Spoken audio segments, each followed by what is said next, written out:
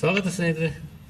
ಇವತ್ತು ನಾನು ನಿಮಗೆ ಪರಂಗಿ ಹಣ್ಣು ಮತ್ತು ಪರಂಗಿ ಮರದ ಗಿಡದ ಎಲೆ ಬಗ್ಗೆ ಹೇಳಲು ಇಷ್ಟಪಡ್ತೀನಿ.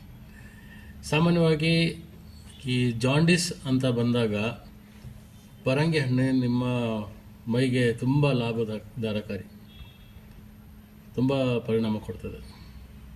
ಆದರೆ ಅದು ತಿನ್ನೋದು ಹೇಗೆ? ಪರಂಗಿ ಹಣ್ಣಿನ ಮೇಲೆ ನೀವು ಜೀರಿಗೆ ಪುಡಿ ಮತ್ತು ಸ್ವಲ್ಪ ಪಿಂಕ್ ಸಾಲ್ಟ್ ಹಾಕ್ಕೊಂಡು ತಿಂದರೆ ಭಾಳ ಉತ್ತಮ. ಸಾಮಾನ್ಯವಾಗಿ ಎಲ್ಲರೂ ಏನು ಹೇಳೋದು, ಜಾಂಡೀಸ್ ಬಂದಾಗ ಪರಂಗಿ ಹಣ್ಣು ತಿನ್ನಬಾರ್ದು, ಯೆಲ್ಲೋ ಕಲರ್ ತಿನ್ನಬಾರ್ದು ಅಂತ ಹೇಳ್ತಾರೆ. ಹಾಗಲ್ಲ, ಅದು ತಪ್ಪದು.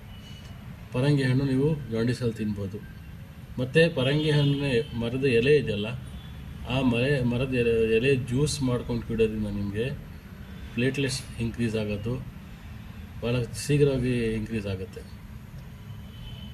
ಪರಂಗಿ ಹಣ್ಣು ನೀವು ಹಸಿದು ಪಲ್ಯ ಮಾಡಿಕೊಂಡು ತಿನ್ಬೋದು, ಹಣ್ಣಾರು ತಿನ್ಬೋದು.